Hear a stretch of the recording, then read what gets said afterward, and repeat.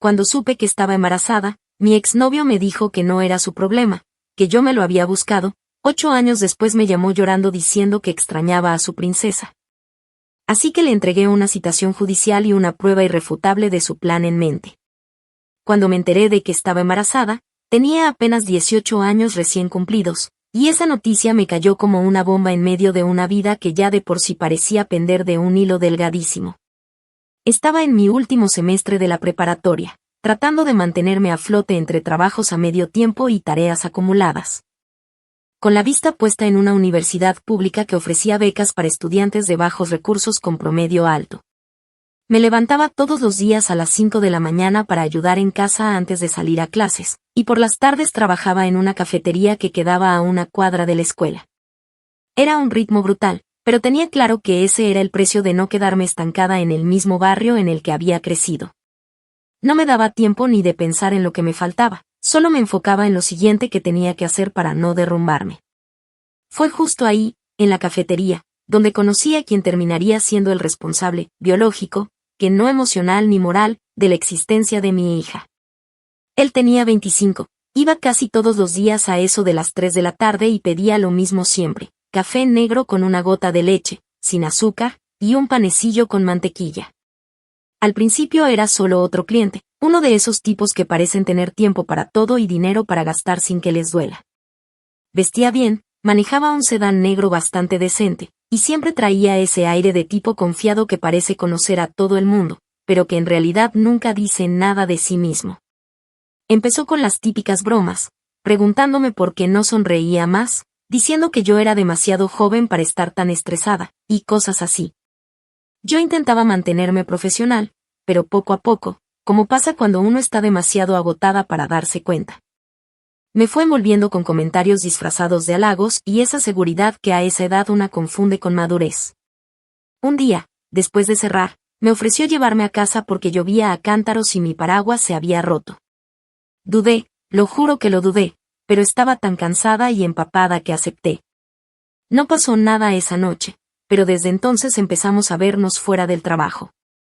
Al principio me sentía como si hubiera entrado a una película, me recogía en su carro, íbamos a cenar a sitios donde jamás habría podido pagar por mi cuenta, y me hablaba como si yo fuera alguien importante.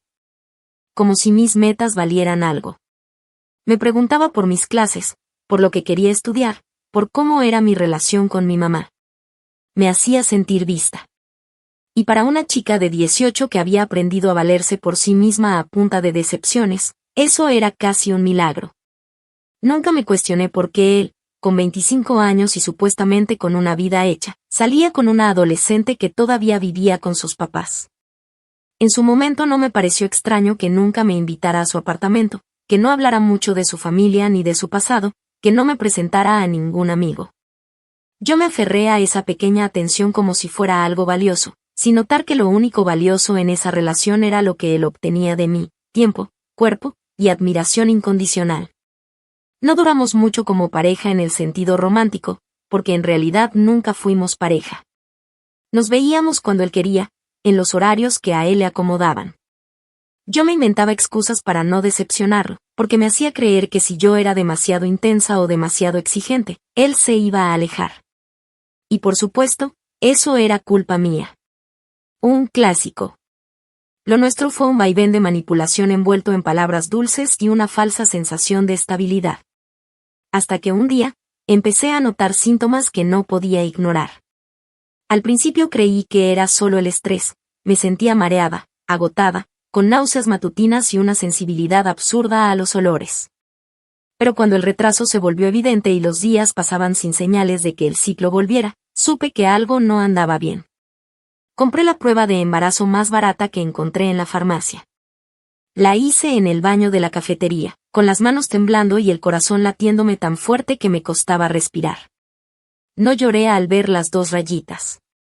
No porque no tuviera ganas, sino porque me quedé en shock. La cabeza me daba vueltas y me senté en el piso helado, sin saber si reír o gritar. Pasé horas pensando cómo decírselo a él, cómo explicarle que sí, que había sido un descuido, pero que también era su responsabilidad. Pensé que quizá no iba a estar feliz, pero que al menos iba a reaccionar con algo de humanidad. con ese tono protector que a veces usaba para hablarme cuando me quejaba de mis exámenes o cuando decía que estaba agotada por trabajar tanto. Me equivoqué por completo. Cuando se lo conté, me miró como si hubiera cometido un crimen. Lo primero que hizo fue alejarse físicamente, como si estuviera evitando un virus. Después, con toda la frialdad del mundo, dijo que eso no era problema suyo, que él no tenía por qué arruinar su vida por una decisión que yo había tomado sola. Me echó en cara que nunca hablamos de tener hijos, como si a los 18 una fuera a andar buscando embarazos como quien colecciona boletos del metro. Dijo, y lo recuerdo palabra por palabra, que si decidía seguir adelante, era mi carga. No suya. Que él no se iba a dejar chantajear por una niña necesitada. Esa fue la palabra que usó, chantaje. Como si todo esto hubiera sido una jugada mía. Como si yo lo hubiera planeado con la precisión de una psicópata para atraparlo, como si no estuviera tan confundida y asustada como cualquier adolescente que se entera de que su vida acaba de cambiar para siempre. No volví a saber de él después de esa conversación. No llamó, no escribió, no preguntó. Mi embarazo siguió sin su presencia ni su interés, y fue entonces cuando me di cuenta de que estaba completamente sola en ese sentido. Por suerte, mis padres, aunque inicialmente impactados, me apoyaron como pudieron. No fue fácil. Hubo llantos, discusiones, momentos en los que sentí que les había fallado, pero nunca me dejaron sola. Me ayudaron con lo que pudieron, ajustaron sus horarios, me acompañaron a citas médicas, y sobre todo me recordaron, una y otra vez, que lo que llevaba en el vientre era una vida, no una condena. Así fue como decidí tenerla, con todo el miedo y la incertidumbre del mundo, pero también con una fuerza que no sabía que tenía. No puedo decir que todo fue color de rosa después. Hubo noches sin dormir, días enteros llorando, meses enteros en los que apenas si tenía fuerzas para levantarme, mucho menos para pensar en un futuro. Pero poco a poco fui aprendiendo. Fui reconstruyendo mi vida, esta vez sin ilusiones falsas, sin depender de nadie más que de mí. Y cuando creí que lo había superado por completo, cuando ya tenía una rutina con mi hija, un título en la pared, un trabajo estable, una vida construida con esfuerzo y dignidad, él apareció. 8 años después. Llorando. Diciendo que extrañaba a su princesa. Y ahí, en ese momento exacto, supe que toda esa rabia callada que cargué durante años, toda esa paciencia que tuve para no buscarlo, toda esa fortaleza que me obligué a desarrollar, no había sido en vano. Porque yo no olvidé. Porque la venganza no siempre es gritar ni destruir. A veces es esperar. Y tener lista la respuesta perfecta. Actualización 1.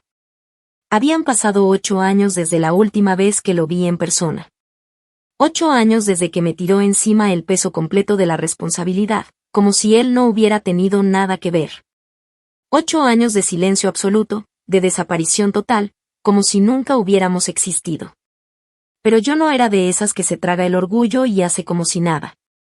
Aunque al principio me doliera aceptarlo, su desprecio me sirvió como gasolina.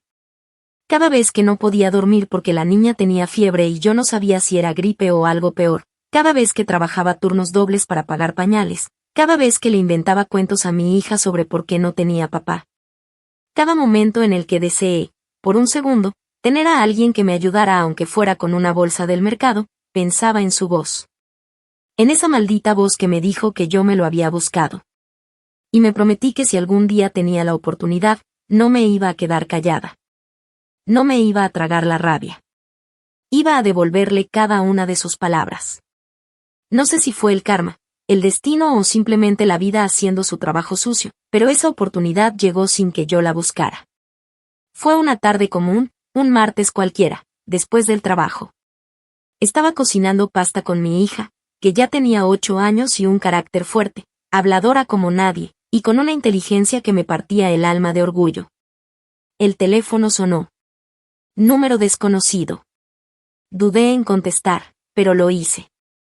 Del otro lado, al principio, solo escuché respiración entrecortada. Y luego, su voz. Igual de suave, igual de arrogante disfrazada de culpa. Me dijo que había estado pensando mucho, que sabía que había sido un idiota, pero que nunca dejó de quererla. Le costó un poco soltarlo, como si cada palabra le doliera, Pero terminó diciendo que extrañaba a su princesa y que quería verla, aunque fuera un ratito, que necesitaba saber de ella, conectarse con su hija y otras frases cursis que apestaban a manipulación tardía. No le respondí nada en ese momento. Dejé que hablara, que se arrastrara con su discurso barato, que se colgara de su nuevo rol de arrepentido. Y mientras él hablaba, mi mente estaba en otra parte. Estaba revisando mentalmente la carpeta azul que tenía guardada en el fondo del closet, la misma que llevaba mi nombre escrito con marcador, la misma que contenía copias impresas de correos, capturas de pantalla, transcripciones, recibos, y una memoria USB con un audio muy especial. Porque sí. Porque yo no nací ayer. Porque desde el primer día que él me soltó ese no es mi problema, supe que algún día iba a necesitar fingir que sí lo era. Y cuando ese día llegara, yo tenía que estar lista. Y lo estaba. Más que lista. Estaba afilada. Esa noche no dormí mucho. No porque me afectara emocionalmente, esa etapa la superé hace años, sino porque empecé a mover piezas.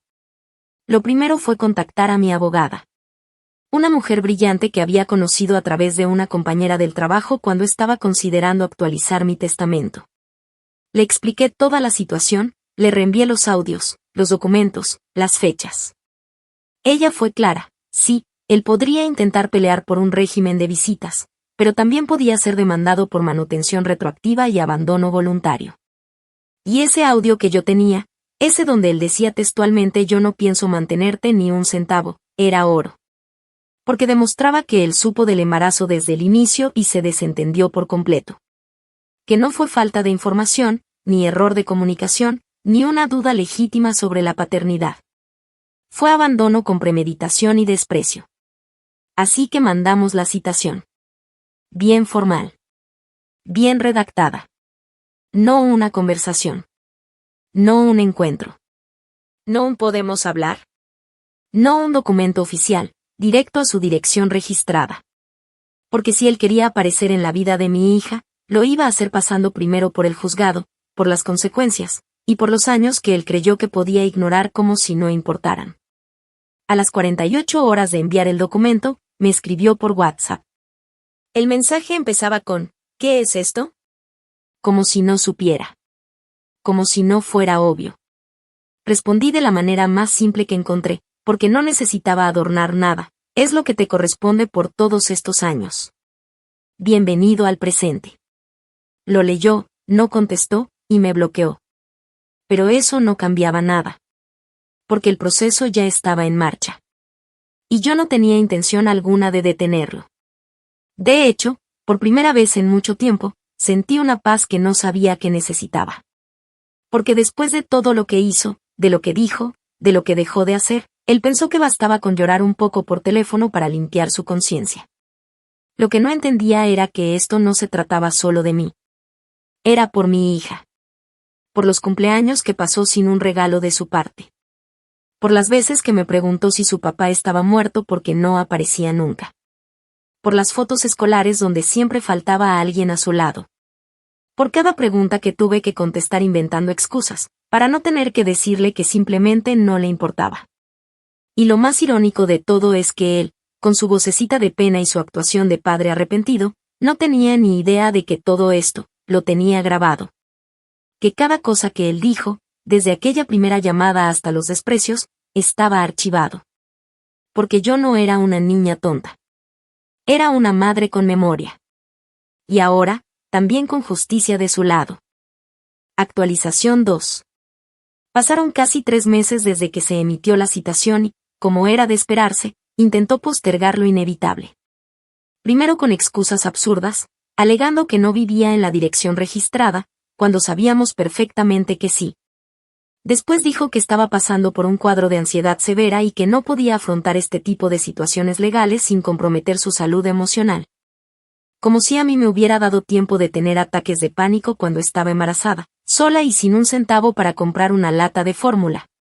Intentó todo lo que pudo para evitar comparecer. Pero el sistema, cuando uno sabe cómo moverse y se respalda con pruebas sólidas, también sabe apretar. Y eso hicimos. Mi abogada se encargó de que la orden no solo siguiera firme, sino que se agilizara. Le dieron un plazo específico para presentarse y, si no lo hacía, se abría el proceso en ausencia con consecuencias aún peores para él.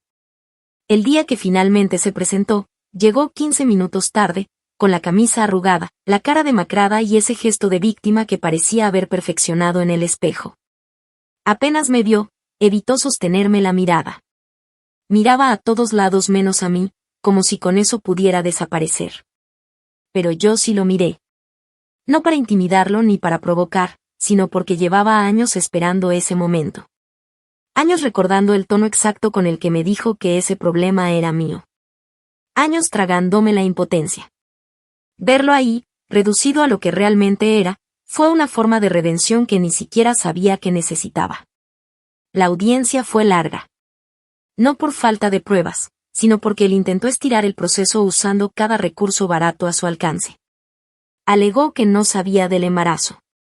Que yo me había alejado sin darle oportunidad de asumir. Que nunca le llegó ningún mensaje. Que quizás el hijo ni siquiera era suyo. Todo dicho con esa voz que ya no sonaba arrogante, sino desesperada. Pero entonces, mi abogada pidió permiso para introducir una prueba de audio. El juez la aceptó. Y ahí estaba, la grabación de la llamada que hice cuando tenía 18 años, mi voz temblorosa pidiéndole que al menos me escuchara, y la suya, tajante, despreciándome, diciéndome que no era su problema. Que hiciera lo que quisiera, pero que él no iba a cargar con eso. El silencio en la sala fue espeso. Él bajó la cabeza como un niño al que acaban de atrapar en la mentira más sucia. Cuando terminó la reproducción, el juez no necesitó mucho más. En sus palabras textuales, esta prueba demuestra sin lugar a duda que el demandado fue informado del embarazo y optó conscientemente por ignorar su responsabilidad, lo que constituye abandono voluntario. El juez ordenó la prueba de ADN, no porque la necesitáramos, sino para dejar todo sellado legalmente. Él aceptó, porque sabía que seguir negándolo solo iba a agravar su situación. Un mes después llegaron los resultados. Era el padre. Obvio. No hacía falta ciencia para demostrar lo que siempre había sido evidente, pero tenerlo por escrito, firmado por un laboratorio y avalado por el tribunal, fue el broche perfecto para la primera parte de esta historia. El juez dictó sentencia. Debía pagar manutención mensual a partir de ese mismo mes, pero además, debía cubrir los 8 años previos de manutención retroactiva. Se le sumaban los intereses legales, los gastos médicos, la cobertura de salud de la menor durante todo ese tiempo, y, por supuesto, los honorarios de mis abogados. Cuando la secretaria judicial terminó de leer la suma total que debía pagar, él se quedó mudo. No hizo ni un solo intento de refutarla. Solo se sentó, con las manos apretadas sobre las rodillas, sudando frío. Yo lo miraba sin sonreír. No porque no quisiera, sino porque no hacía falta. La imagen era suficiente. Intentó acercarse al final de la audiencia, como si esperara que después de todo ese espectáculo yo fuera a tener un gesto de compasión. Dijo que necesitaba hablar conmigo a solas, que esto lo había tomado por sorpresa y que no sabía cómo manejar tantas emociones. Le respondí con la misma calma con la que uno le responde a un extraño en la calle que pregunta por la hora, que todo lo que tenía que decir debía hacerlo a través de nuestros abogados. Nada más. Porque si algo había aprendido en esos 8 años era que no todas las heridas sanan con un perdón, y que hay personas que merecen cada consecuencia que les cae encima. Salí del juzgado con la cabeza en alto. No por orgullo barato, sino por la certeza de haber hecho lo correcto. No solo por mí, sino por mi hija. Porque si él pensaba que podía desaparecer cuando quiso y reaparecer cuando le convenía, tenía que entender que el tiempo, aunque pase, no borra responsabilidades. Y que cada lágrima, cada noche sin dormir, cada sacrificio hecho en silencio, ahora tenía un precio. Uno que él iba a pagar con intereses. Actualización 3. Habían pasado apenas unas semanas desde la audiencia cuando supe que el golpe le había dolido. No porque me lo dijera directamente al principio, sino porque empezaron a llegar señales claras de que no había podido digerir ni el fallo del juez, ni la exposición pública. Ni mucho menos el monto exacto que ahora estaba legalmente obligado a pagar. Para mí no era ninguna sorpresa. Yo sabía desde el día 1 que él estaba acostumbrado a salirse con la suya, a jugar con ventaja, a fingir que estaba muy por encima de las responsabilidades reales. Pero lo que nunca supo fue que yo no era la misma chica que dejó llorando y embarazada a los 18. No solo había crecido, había aprendido. Y con cada año que pasó, mientras él se dedicaba a vivir sin consecuencias, yo me preparaba para el día en que finalmente tendría las herramientas para hacerle entender, a la fuerza si era necesario, que hay cosas que no se borran ni con lágrimas ni con discursos bonitos. La primera señal llegó con un correo titulado ¿Podemos hablar como adultos? Ya con ese título supe por dónde iba la cosa. El cuerpo del mensaje era una combinación de victimismo y cálculo. Me decía que él sabía que había cometido errores, que no pretendía justificar nada, pero que la sentencia del juez había sido demasiado severa, que no era realista, y que estaba atado de manos económicamente. Me pidió, que tuviéramos una conversación honesta para buscar una solución menos destructiva para ambos. Lo leí 2 veces. No porque no entendiera, sino porque necesitaba procesar la osadía de alguien que se atrevía a pedirme flexibilidad después de 8 años en los que no movió un solo dedo por su hija. No respondí enseguida. Lo dejé en visto unos días, no por venganza directa, sino porque sabía que el silencio también tiene peso. Cuando finalmente respondí, le dije que podríamos reunirnos una vez, en un lugar público y seguro, y que no habría espacio para discursos emocionales ni recuerdos pasados. Le aclaré que yo no estaba buscando arruinarle la vida, pero que si realmente quería resolver algo, lo haríamos en papel y con testigos. No había espacio para nostalgia, ni para afectos inventados de último minuto. Aceptó. Propuso una cafetería en el centro, una de esas donde los meseros te miran como si supieran que estás a punto de tener una conversación que puede terminar en un escándalo. Llegué puntual. Él ya estaba ahí. Tenía el rostro pálido, los ojos hundidos, y esa manera de mover las piernas bajo la mesa que delataba nerviosismo. Apenas me vio se paró, me tendió la mano y dijo que agradecía que estuviera dispuesta a escucharlo. No respondí al gesto, solo me senté y esperé. Sobre la mesa tenía una libreta con varios papeles, entre ellos lo que parecía ser un esquema de pagos que él había redactado como si estuviéramos en una negociación entre colegas. Me explicó, con un tono muy suave y con esa falsa humildad que solo aparece cuando el orgullo se les revienta en la cara, que estaba dispuesto a pagar lo que debía, pero que los montos eran insostenibles para él. Habló de su negocio, que había perdido clientes. De su auto, que estaba pagando a cuotas atrasadas. De su renta, que estaba por vencer. Me soltó todo como si con eso pudiera hacerme sentir culpa, como si yo tuviera la obligación moral de protegerlo ahora que, por primera vez en su vida, estaba sintiendo lo que era perder el control. Lo dejé hablar. No lo interrumpí ni una sola vez. Y cuando terminó, le pregunté si ya había dicho todo. Me dijo que sí. Entonces saqué de mi bolso un folder negro. Lo abrí y puse sobre la mesa 3 copias de un documento notariado redactado por mi abogada. Se lo pasé sin decir una sola palabra, mientras él lo tomaba con manos sudadas y comenzaba a leer.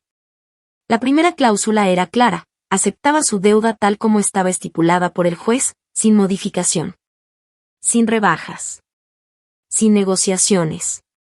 Pero se le ofrecía un calendario de pagos personalizado, dividido en cuotas mensuales fijas, con una penalización automática en caso de incumplimiento. Hasta ahí todo parecía medianamente aceptable. Pero luego venía lo que de verdad importaba. En la segunda cláusula, se estipulaba que renunciaba de manera expresa, voluntaria y definitiva a cualquier reclamo de custodia o visitas hacia nuestra hija, salvo que ella misma, al alcanzar la mayoría de edad, manifestara, de forma legal y documentada, el deseo de establecer vínculo. Esto no era capricho. Era una protección. Porque yo no iba a permitir que un hombre que no había sido padre durante 8 años apareciera ahora, queriendo tomarse selfies con una niña a la que ni siquiera reconocería si la viera por la calle. La tercera cláusula era aún más clara, tenía prohibido referirse a nosotras públicamente, en redes sociales, entrevistas o cualquier espacio público o privado. No podía publicar fotos, historias, ni utilizar nuestra historia para ganar simpatía, seguidores o limpiar su imagen. Cualquier violación sería motivo para iniciar un nuevo proceso por exposición indebida de menor y daños emocionales. Y la cuarta era la que lo dejó sin aire. En esta se le informaba que yo poseía documentación de sus ingresos, activos y movimientos durante los últimos 5 años, incluidos viajes, compras, bienes adquiridos y negocios registrados bajo su nombre o el de su novia actual. Esa información ya había sido entregada a mi abogada y podía ser usada en caso de que él intentara alegar insolvencia o buscar modificar la orden de pago por supuesta bancarrota. Es decir, si intentaba pasarse de listo, terminaría en un lío legal mucho más grande del que ya tenía. Cuando terminó de leer, se quedó callado. Me preguntó si eso era una amenaza. Le dije que no.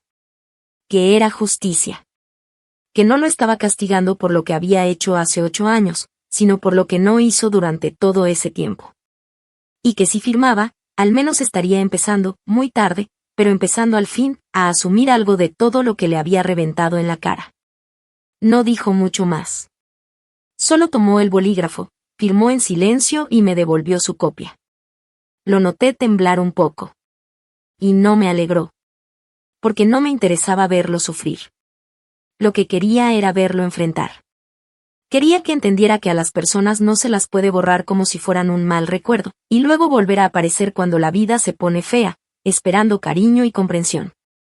Quería que entendiera que no todas las mujeres olvidan. Algunas esperamos. Y cuando llega el momento, no levantamos la voz, ni lanzamos platos. Solo firmamos. Cobranza con firma y con todo en regla. Antes de irme, saqué un segundo folder. Esta vez con pruebas impresas. Fotos suyas en un yate, en un casino en Las Vegas, en cenas de lujo. Capturas de pantalla de sus redes sociales, antes de que las hiciera privadas, donde posaba con relojes de más de $1,000 y hablaba de vivir sin jefes. Se las dejé como recordatorio. Y le dije, con calma, que si volvía a llorar pobreza en un tribunal, esas imágenes irían directo al fiscal. Me levanté, lo dejé solo con su firma y su vergüenza, y salí de esa cafetería con la certeza de que había hecho lo correcto. Porque la justicia no siempre grita. A veces se sienta, redacta, imprime y firma. Y luego espera que quien debe, pague. Con calma. Con intereses. Y sin derecho a olvido. Actualización 4. Después de esa última reunión en la cafetería, pensé que por fin todo se calmaría. Que con el acuerdo firmado, con los términos claros y con las condiciones establecidas legalmente, él entendería que ya no había espacio para sentimentalismos, ni excusas. Ni mucho menos para ese papel que intentaba construirse de padre arrepentido que solo quiere reparar el daño. Pero me equivoqué. Porque la gente como él no busca reparar por responsabilidad, sino por ego. Lo que quería no era enmendar lo que había hecho, o más bien, lo que no hizo, sino tener un asiento en una historia que ya no le pertenecía. Quería apropiarse del relato, insertarse como si el simple hecho de llorar y firmar un documento pudiera limpiar 8 años de ausencia deliberada. Y cuando entendió que no iba a tener acceso directo a nuestra hija, que no podría aparecer en su vida sin consecuencias ni filtros, decidió hacer lo que sabía hacer mejor, exponerse. Esta vez en redes sociales. Y lo que hizo me confirmó que el plan no era redención, sino espectáculo. Todo empezó con una publicación en la que aparecía él, solo, de pie frente a un mural con una frase espiritual. La descripción decía algo como, he cometido muchos errores, pero jamás dejaré de luchar por lo que más amo, mi hija. Te pienso todos los días, princesa. Usó una fotografía que yo había subido hacía años, cuando mi hija tenía unos 4, donde apenas se le notaba el rostro, pero era reconocible para quienes nos conocían. La tomó sin permiso, la recortó, le puso un filtro, y la colocó como imagen secundaria. Todo cuidadosamente editado para parecer emotivo, auténtico, humano. Y en los comentarios, claro, una avalancha de corazones, oraciones, mensajes de que valiente, que buen papá luchando por su hija, todos cometemos errores, lo importante es que estás dando la cara. Vomitivo. Esa noche no dormí bien. No por tristeza. Por rabia. Por esa mezcla amarga de impotencia y asco que te consume el estómago. No podía creer que tuviera la audacia de usar a mi hija como pieza emocional para limpiar su imagen. Que tuviera el descaro de presentarse como víctima, cuando él no estuvo en ninguno de sus cumpleaños, cuando jamás pagó un pediatra, cuando su voz nunca arrulló una noche de fiebre, cuando no sabe qué canción le gusta. ¿Qué dibujos odia o qué palabra inventó para decir mamá cuando todavía no sabía hablar bien? Le escribí de inmediato, un mensaje directo, sin rodeos. Le recordé que el acuerdo firmado incluía una cláusula clara: no podía publicar imágenes ni alusiones directas o indirectas a ella o a nuestra historia. Y que si lo volvía a hacer, lo demandaría por violación de contrato y exposición indebida de un menor. Su respuesta llegó unas horas después. Intentó justificarse diciendo que no había puesto nombres, que la foto era antigua, que no lo hacía con mala intención. Me dijo que solo quería expresar lo que sentía. Que no me metiera con su forma de procesar las cosas. Tuve que leer ese mensaje varias veces para no perder la cabeza. Porque ahí estaba, una vez más, esa versión edulcorada de él mismo que tanto le gustaba interpretar, el tipo que sufre, que se esfuerza, que está haciendo lo mejor que puede y a quien el mundo malinterpreta. Pero yo no estaba para tolerarle fantasías emocionales. Le reenvié la cláusula firmada. Le recordé la sanción establecida. Y le informé que si la publicación no desaparecía en menos de 24 horas, procedería con la notificación legal correspondiente. No solo la borró. Cerró la cuenta por completo. Y durante una semana entera no supe nada de él. Pensé, ingenuamente, que había entendido. Que por fin se rendía ante el hecho de que no iba a tener el control sobre una historia que abandonó desde el primer acto. Pero no fue así. Porque días después, desde otra cuenta, volvió. Esta vez sin imágenes de la niña. Pero con frases aún más calculadas. Diciendo que hay heridas que el sistema no entiende, que los padres también lloran en silencio, que no se puede obligar a un corazón a olvidar a su hija. Toda una campaña de victimización indirecta, buscando simpatía, comentarios, validación. Y, claro, nuevamente tratando de apropiarse de una relación que nunca existió. Usando palabras como mi hija con una facilidad tan absurda que me provocaba náuseas. Ahí fue cuando entendí que no bastaba con el silencio. Que si él seguía apareciendo con estas estrategias, eventualmente alguien en la escuela de mi hija vería algo, diría algo, y ella terminaría expuesta a un drama que no pidió. Así que hablé con mi abogada y preparamos una advertencia formal. Esta vez no como recordatorio. Como preludio. Le enviamos un documento detallando todas las publicaciones archivadas, las cuentas relacionadas, los movimientos que estaba haciendo para reconstruir su imagen, y se lo entregamos junto a un aviso. Si volvía a presentarse como padre público sin tener ningún rol legal, emocional ni cotidiano, presentaríamos una demanda por manipulación emocional, exposición indebida de un menor y desacato a contrato firmado. Y esta vez, no era un aviso amistoso. Era un paso previo a una demanda formal. La respuesta no llegó por escrito. Llegó en forma de silencio. Cerró todas las cuentas. Cambió su número. Y, por primera vez, dejó de aparecer. No porque entendiera. Porque tuvo miedo. Porque se dio cuenta de que la imagen que tanto quería proteger, esa que había usado para moverse en círculos sociales, para seducir a sus novias, para postularse como hombre maduro que ha crecido, estaba al borde del colapso. Porque entendió que yo no estaba jugando. Que no iba a dejarle espacio ni para la nostalgia. Que no se trataba de vengarme con escándalos, sino de quitarle el arma más poderosa que tenía, su fachada. A mi hija, nunca le conté todos los detalles. No aún. Ella sabe que hay alguien allá afuera que no estuvo, que no escribió, que no llamó, y que ahora no puede aparecer porque así lo decidí. Sabe que me esforcé sola. Que estudié mientras ella dormía, que trabajé en 3 lugares distintos para pagarle su primer uniforme, que lloré en silencio muchas noches en las que no podía más. Y sabe, sobre todo, que en esta casa no hay lugar para personas que aparecen cuando ya todo está hecho. Que aquí nadie se gana el título de papá por genética. Aquí se gana por presencia. Por constancia. Por amor real. Y eso, él, nunca lo tuvo. Y por eso, ahora, tampoco tiene derecho a fingir que sí. Actualización final.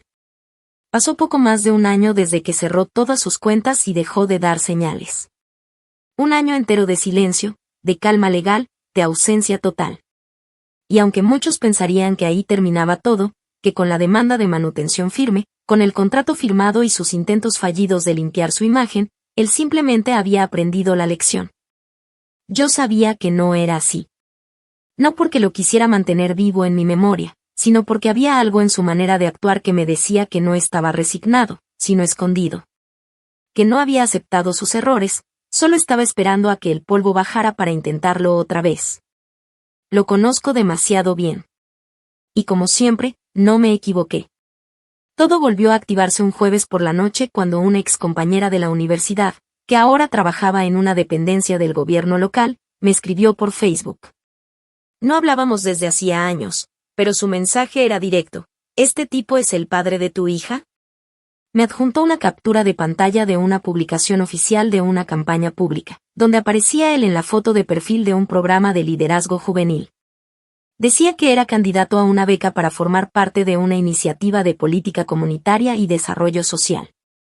Su descripción personal lo pintaba como un hombre que había superado una etapa difícil de su vida, reconectando con su rol de padre y trabajando por su comunidad. Me congelé. Por un segundo no supe si reírme o vomitar. No solo había vuelto, sino que estaba usando una versión falsa de nuestra historia como trampolín para escalar socialmente. Lo que más me indignó no fue que dijera que era padre, técnicamente lo era, aunque jamás lo haya sido en la práctica, sino que afirmara en su aplicación que había luchado por reconectarse con su hija, que había enfrentado dificultades con resiliencia, que ahora compartía tiempo con ella cada semana y que había aprendido el valor de la familia gracias a ella. Lo había convertido en una narrativa de redención.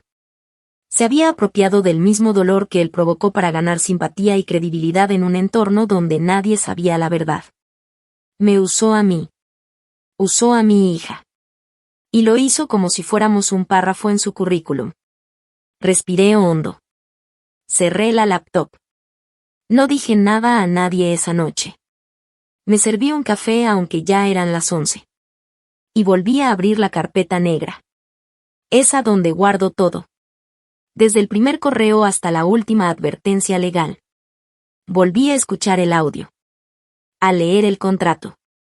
A revisar cada documento respaldado con fechas, firmas y pruebas. Porque sabía que si iba a hacer algo, tenía que hacerlo bien. Y esta vez, no era solo una advertencia.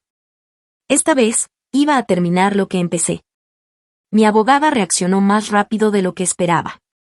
Preparamos un paquete completo con todo su historial de abandono, pruebas de que no ejercía ninguna función parental, copia del contrato que renunció a cualquier tipo de tutela o convivencia, pruebas del uso indebido de nuestra historia en redes sociales, y declaraciones bajo juramento sobre su ausencia absoluta en la crianza. Se redactó un informe con todo eso y se envió directamente al comité de selección de la campaña en la que él participaba. Pero no solo eso. Hicimos algo más. Compartimos ese paquete con un grupo local de padres y madres que también eran parte de la iniciativa.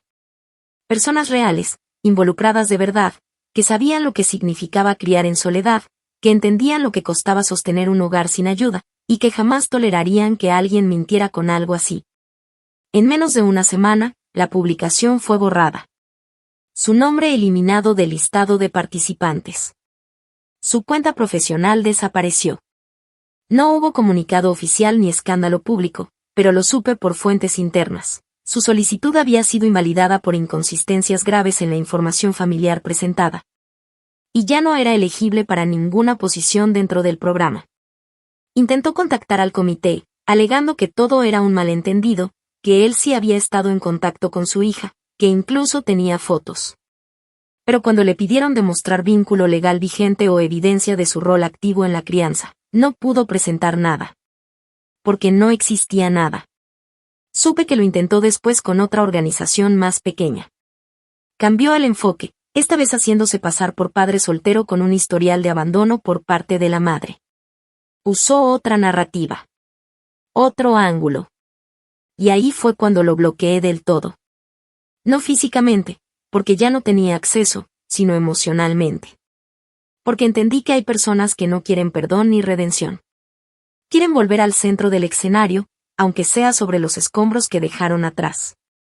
Y si les dejas una rendija, se meten como si nunca hubieran roto nada. Mi hija no se enteró de nada. No todavía. En su vida él es apenas una mención ocasional. Una curiosidad genética. Yo no he permitido que esa sombra contamine su crecimiento.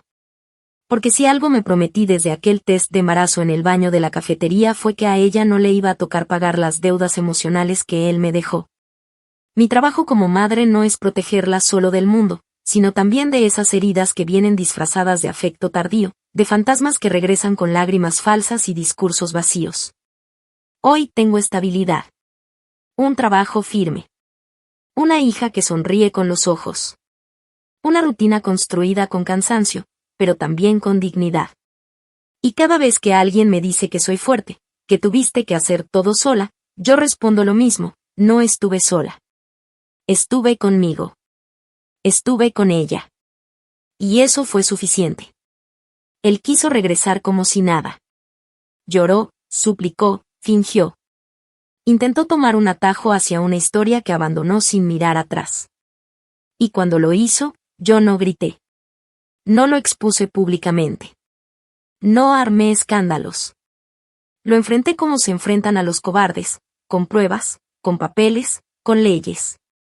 Porque su peor castigo no era que yo lo odiara. Era que ya no lo necesitaba para nada. Y eso no hay lágrima que lo repare.